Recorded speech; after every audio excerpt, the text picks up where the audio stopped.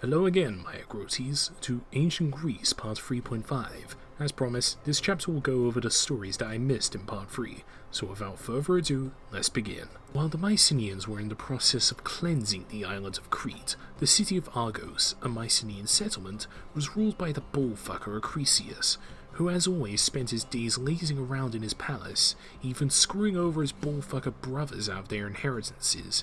Indeed, this bullfucker had adapted to the Mycenaean hegemony, and as such had gained a position in their hierarchy.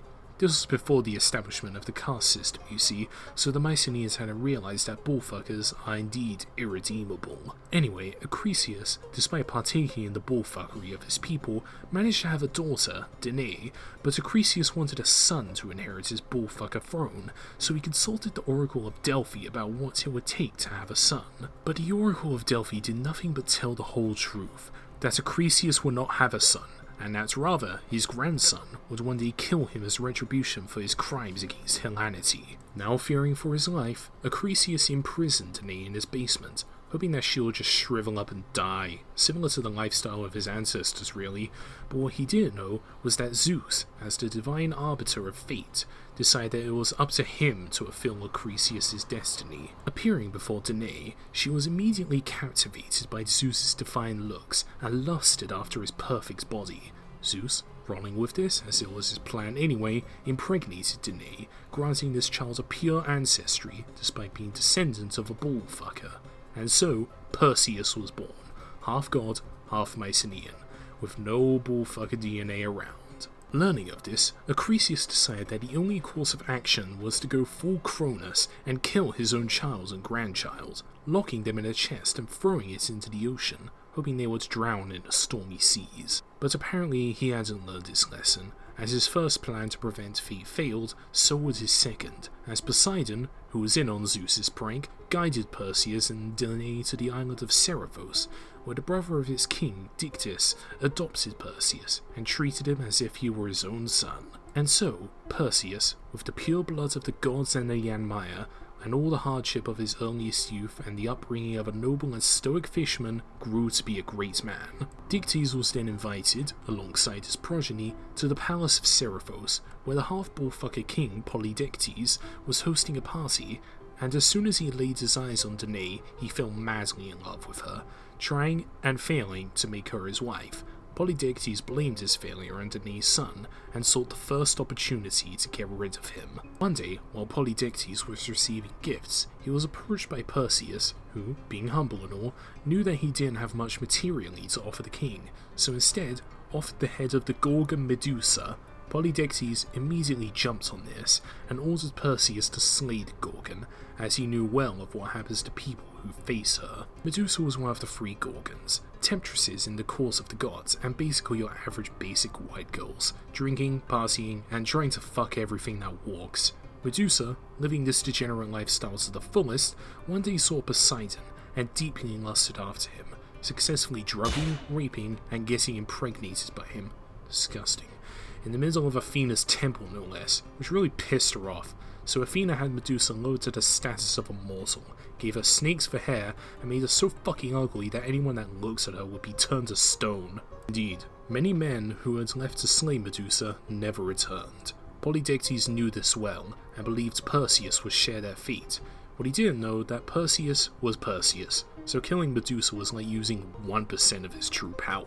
And so Perseus set out, with Athena and Hermes visiting him one day, Athena giving him her shield, which was so well polished it was like a mirror, and Hermes giving him his sword, and a voucher for his new line of flight-enabled shoes. Athena and Hermes then advised Perseus to find and gain directions for the Grei, relatives of the Gorgons, who shared one eye with each other. Perseus found the Grei. All he needed to do was steal their one eye, and hold it hostage until they told him where Medusa was, which they did. Perseus then made a pit stop with some nymphs before challenging Medusa, who was expecting him, so they gave him a special bag for carrying Medusa's head, a pair of Hermes' new shoes, and SCP-268, one of Hades' many banter products. And so with this, Perseus finally approached the cave of the Gorgons, sneaking past its guards with Hades' helmet of invisibility, and navigating the cave with Athena's mirror shield, finding himself in a large chamber filled with large stone blocks. But these were not mere blocks of stone.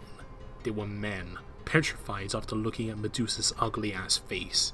And it's from these stones that Medusa attacked, firing arrows at Perseus to try and kill him swiftly. But Perseus maintained his composure and hid behind one of the poor victims of Medusa's ugliness. Medusa approached, preparing to kill this new challenger, but Perseus used the shield of Athena to see Medusa coming, as the effects of her ugliness didn't apply to reflections. As Medusa lunged forward to attack, Perseus dodged, and without looking at her face, decapitated the Gorgon, placing her head in his specialized bag, and leaving the cave of the Gorgons, with the last thing he heard being the other Gorgons mourning, distraught that the world was now a better place. Perseus then flew away, and rested in the garden of Hesperides, where he came across Atlas, still seething at his punishment for being a bitch. For shits and giggles, Perseus boasted that he had just killed Medusa.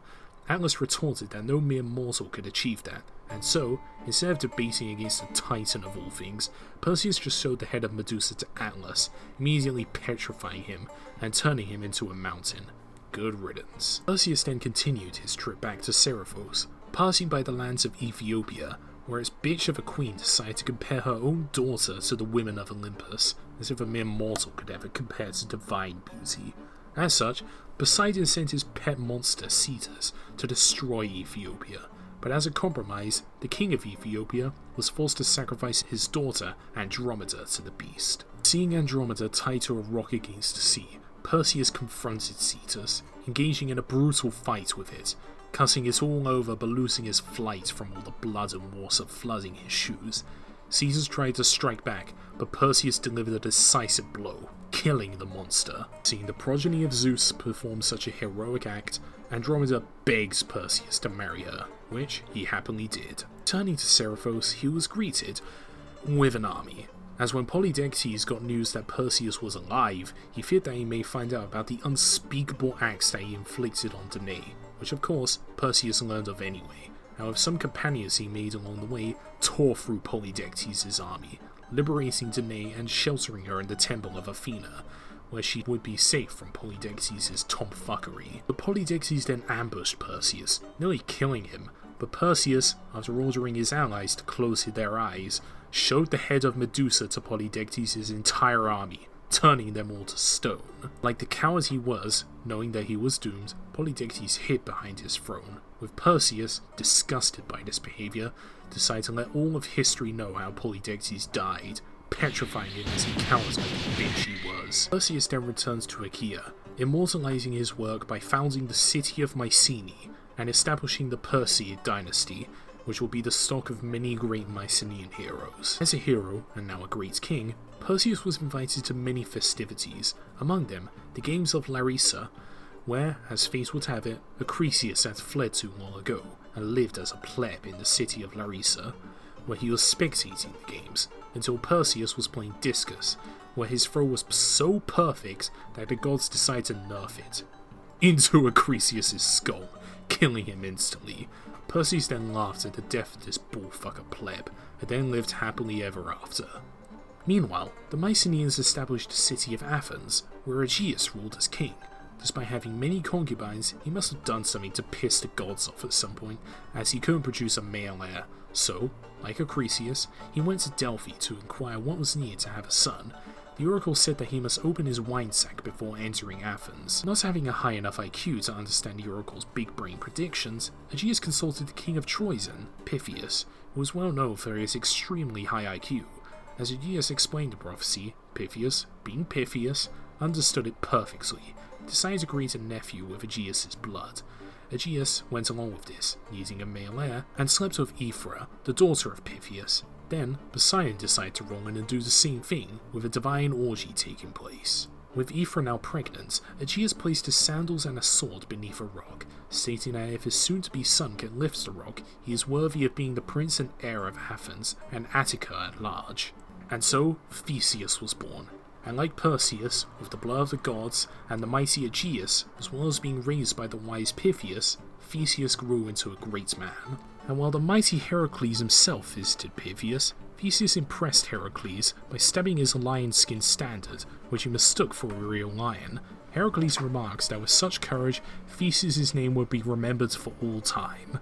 Soon, Theseus had did such a PR in his deadlifts that he could lift the rock that Aegeus had laid out all those years ago, and retrieved his sandals and sword, and then set out for Athens, being offered a boat to sail there, but Theseus chose against that, instead choosing to enter Athens with dust on his sandals and blood on his blade, and so set out, destroying all bandits and beasts that got in his path, using brilliant techniques never seen before to defeat the greatest of warriors who stood in the way of his destiny, proving himself as a fighting genius. And soon, Theseus arrived in Athens, but Aegeus was tricked by a half-bullfucker woman, yep, checks them all, Medea, into believing that Theseus would destroy Athens, using her dark magic to control Aegeus' mind. And so, Aegeus, under the control of Medea, poisoned Theseus' drink as he was invited to a banquet in Athens. At the banquet, Theseus raised a toast to the king's health, unintentionally exposing his sword, and when Aegeus saw the unmistakable shape of the sword he buried long ago, Medea's spell broke right there and then, and Aegeus knocks the cup out of Theseus' hands before he could drink the poison, and embraced his son, naming him as heir right there and then. Aegeus then expelled Medea from Athens, leaving her to die, ridding the world of one more bullfucker. Later, the Mycenaean cleansing of Crete would begin to close, and despite having all those people killed, Minos had the audacity to demand tribute from Athens, 7 boys and 7 girls, to be sent to the mud hut complex of Knossos, to be eaten alive by Minos' own son, the Minotaur. Though most Mycenaeans didn't give a shit whether the Minotaur existed or not, Theseus wouldn't tolerate his own people being threatened to be turned into sacrifices for a half-bull, half-bullfucker, and so he set out to Crete to kill the Minotaur, being given a sword and a yarn of war by Ariadne, who was the most beautiful, virtuous, and pure-blooded woman in all of Athens, and sought to marry Theseus. Theseus, taking a liking to this pure-blooded woman, promised to return to her. And so, Theseus entered the mud hut. Fine, I'll call it the labyrinth. Fucking Philistines. Theseus delved deep into the labyrinth, finding the walls and carpets painted with the blood of the Minotaur's victims, and the shit of itself. Theseus then found the Minotaur in a corner of the labyrinth, drawing finger paintings and babbling like the animal it was. When the Minotaur saw Theseus, it prepared to kill yet another victim, but the Minotaur was as slow in its body as it was its head, and was immediately killed by Theseus. Yep, that wasn't Mycenaean blood on the walls, it was bullfucker blood.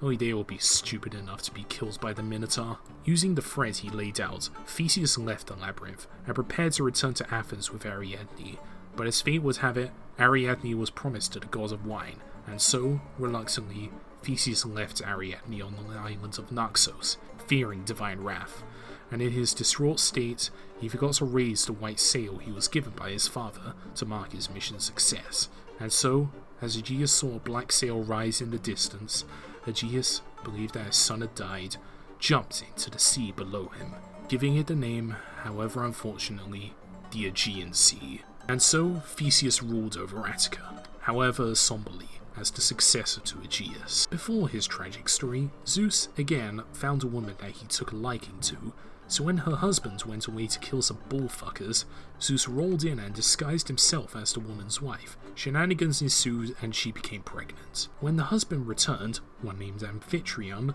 he suspected that his wife had cheated on him, and as any good Mycenaean would do, he prepared to burn his wife on a funeral pyre, but Zeus stopped him before he could, explaining that the child was his, and so, as a pious man, Amphitryon considered it an honor to raise the son of the king of the gods. Zeus had great plans for the child he conceived, as it was prophesied that the first great-grandson of Perseus would be the king of Mycenae. However, the cousin of the mother was also pregnant, and Hera, being a woman, forced a birth on the cousin's side, and so Heracles lost his right to the throne, with Iphicles gaining the right to the throne of Mycenae. Despite this crime, Hera wasn't satisfied, and sent 2 snakes to kill Heracles.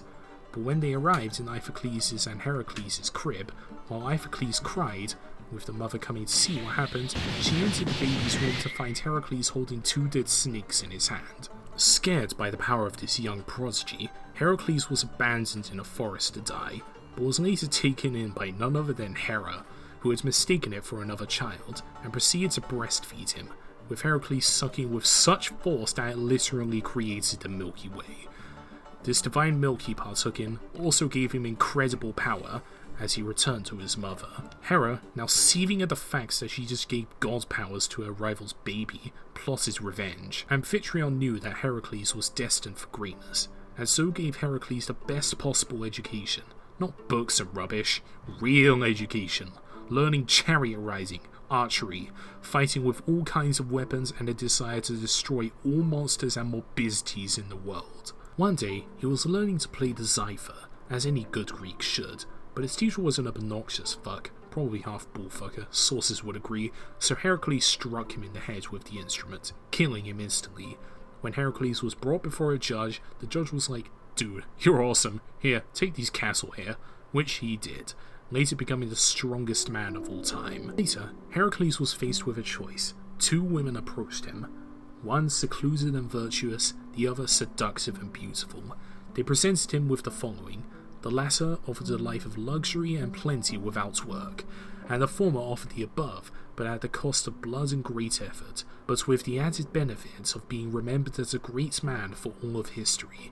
Heracles immediately chose the virtuous choice, as any good Greek should. Heracles then set out on his path of virtue, with the king of Thespia asking that he kill a lion terrorizing the region, offering one of his 50 daughters for each evening in return, and after 50 nights, Heracles killed the lion, and wore its fur as a garment. Pleasing the king of Thespia, once more, is that all 50 of his daughters were now pregnant, with Heracles' children, ensuring powerful descendants. Heracles then went to Thebes, and liberated the city from cruel tax collectors, after the city was forced to pay reparations after losing a war, saving the people from the IRS, later leading a Theban army to victory against King Erginus, as Heracles' army was under the shield of Athena.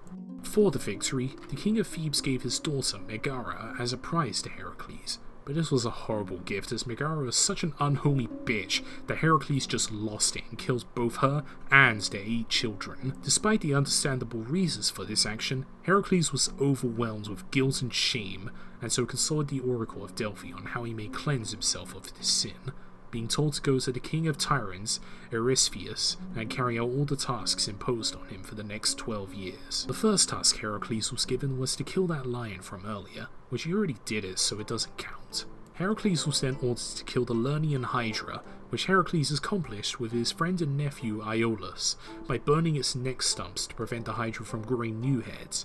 Heracles then tipped its arrows with Hydra blood, which was a potent poison that could bring pretty much anything down. Next, Heracles had to capture alive the Cyrenian hind, a deer sacred to the goddess Artemis. He chased the deer for a whole fucking year across all of Greece, managed to capture the beast and bring it back to Eurystheus, with Artemis forgiving Heracles as long as he released it later, which he did. Heracles is then tasked with capturing the Erymanthian boar, but gets sidetracked with partying with some of his centaur friends and accidentally kills some of them with his Hydra arrows, later getting another centaur to tell him how to capture the boar, which he was told was by luring it into thick snow which would slow it down. The boar was then captured, and when Eurystheus saw it, he hid in a jar and ordered it to be released. The next task was to clean the stables of King Algeus in one day, which Heracles did by diverting 2 fucking rivers to flush the whole thing out without knocking the building down.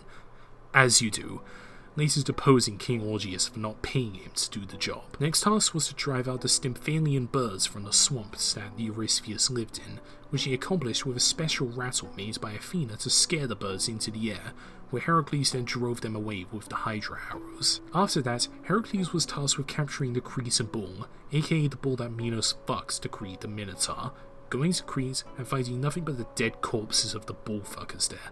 Heracles then grabs the boar and took it back with the consent of the Mycenaean king of Crete. The boar then ran away and rewarded it through Marathon, where it was never seen again. Trial 8 was to capture the mares of Diomedes, which were known for being impossible to control and eating humans. So Heracles dug out a fucking island to isolate the mares there, later killing Diomedes and feeding him to the horses, who followed him back to Tiryns. After that, Heracles was to retrieve the girdle of Hippolyta, who was the queen of the Amazons, which Heracles accomplished by sleeping with her, but Hera, once again seething that her revenge wasn't working, spread a rumour that Heracles was trying to kidnap the Amazon queen. Heracles then killed Hippolyta and ran off with the girdle. Mission 10 was to yoink the castle of Geryon, which Heracles did by crossing the Libyan desert, where Heracles got so hot and bothered that he literally shot at the sun, which apparently Helios took as rather endearing, loading Heracles' chariot to get to Erythia. When Heracles arrived, he attacks Orpheus, the two-headed dog, but you know how that song and dance goes. The cattle herder arrives and gets stuffed too. Geryon then comes out in full armor and gets utterly annihilated. Heracles then spends half a year gathering the cattle and returns with them to Tiryns. Task 11 was to take some apples from the garden of the Hesperides, which was difficult considering that the location of the garden was a secret. So Heracles beats the location out of an old man of the sea and fights Antaeus, who is immortal as long as he is on the earth. Heracles just lifted Antaeus on the ground and crushed him to death. Heracles finally reached the garden, but can't get to the tree because of a giant snake. Normally, he just punches his way through the problem, but then he enlisted Atlas, who hasn't yet been turned to stone, to grab some of the apples while Heracles held up the sky. Atlas then returns with the apples, but tries to run away, but out of sheer fear of what Heracles might do, Atlas returns to holding up the sky, giving Heracles the apples. For the final task, Heracles is asked to literally go to hell and kidnap Cerberus. He goes to Hades, where Theseus is trapped after trying to sleep with Hades' wife, and Heracles frees him. He then encounters Cerberus and Hades with him.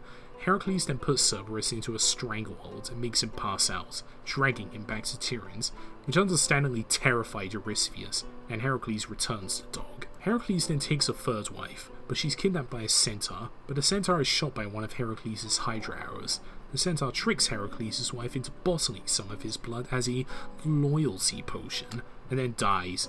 The wife then smears the potion on one of Heracles' shirts, and Heracles puts it on. However, because the centaur blood also has Hydra blood in it, this poisons Heracles, but this wasn't enough to bring Heracles down, but at this stage he just decided that mortality is for losers anyway, and just burns himself, which turned him into a fucking god, and he went to Olympus, then marrying Hebe, the goddess of youth. The Hydra arrows were then given to Philoctetes, who later killed Paris with them, and you know that already. Thank you for watching. First thing I'd like to say is that sorry I was missing for a week. I had to go back to school, and yeah, that was rather time consuming, so I didn't have enough time to fully work on the video last week. Anyway, please be sure to like and subscribe. I may be forced to change my timetable to one video every other week, so that might be a thing, but in any case, see you next time.